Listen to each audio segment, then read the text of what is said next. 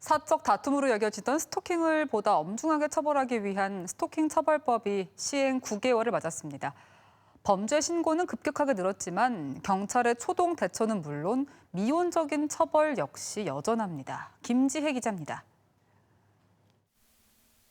지난해 11월 헤어진 여자친구의 집을 찾아가 죽이겠다, 자해하겠다고 협박한 40대 남성.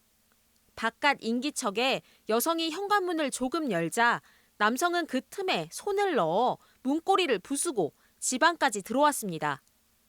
범행 전에도 여러 차례 집을 찾아와 공포를 느낀 여성이 경찰에 신고했지만 소용없었고 남성의 스토킹 범죄에도 법원은 징역형의 집행유예를 선고했습니다. 피해자가 정신과 치료를 받을 정도로 고통을 느꼈지만 가해자가 반성하는 점을 고려했다는 것이 재판부의 양형 이유입니다. 협박성 음성 메시지를 보내고 전 여자친구의 집은 물론 직장까지 찾아가 위협한 60대 역시 법원은 초범인 점을 참작했다며 집행유예로 선처했습니다. 지난해 10월 스토킹 처벌법이 시행된 이후 현재까지 대전 경찰에 접수된 스토킹 신고 건수는 707건.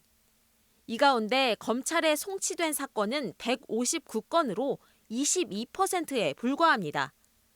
피해자가 원하지 않으면 처벌이 어려운 데다 그나마 보복이 두려워 가해자에 대한 강한 처벌 주장을 주저하기도 합니다.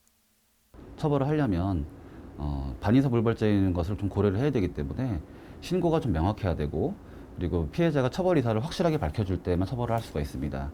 그래서 기소하기가 부담스러운 부분이 있어서 스토킹 범죄의 위험성과 특수성을 감안해 사건 발생 당시 경찰의 초동 대처뿐 아니라 후속 대응이 강화돼야 한다는 조언도 있습니다. 이런 신고 출동 이후에 피의자에 대한 구체적인 어떤 대응이 없을 시 피해자들이 느낄 수 있는 공포나 두려움에 대해서 지역 경찰관들, 즉 현장 경찰관들이 조금 더 예민하게 이분들의 후속적인 상황이 어떻게 되는지를 좀 청취해 나가는. 올해 상반기에만 스토킹 범죄로 신변 보호를 받던 피해자 3명이 숨졌습니다. 사전 예방 조치의 수위를 높이고 가해자의 접근을 철저하게 막을 수 있는 실효성 있는 방안이 필요해 보입니다. MBC 뉴스 김지혜입니다.